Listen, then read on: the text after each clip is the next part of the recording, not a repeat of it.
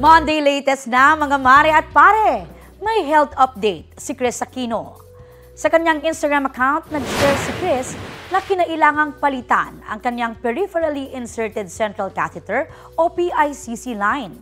Isa itong tubo na nakakonekta sa malaking ugat malapit sa puso at doon ipinapadaloy ang gamot.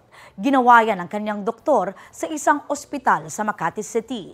Nagkaroon pa nga si Chris ng allergic reaction o lupus butterfly rash dahil sa oxygen mask. Sabi ni Chris, kasabay ng pagdami ng kanyang diagnosed autoimmune diseases, ay lumaki rin ang medical team na nakatutok at nag-aalaga sa kanya.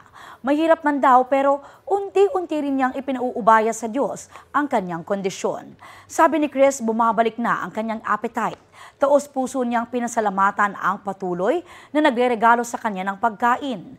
Sa ngayon, umakyat na sa 88 pounds ang body weight ni Chris at isa raw itong malaking tagumpay dahil tinutulungan daw ng Diyos ang tumutulong sa kanilang sarili.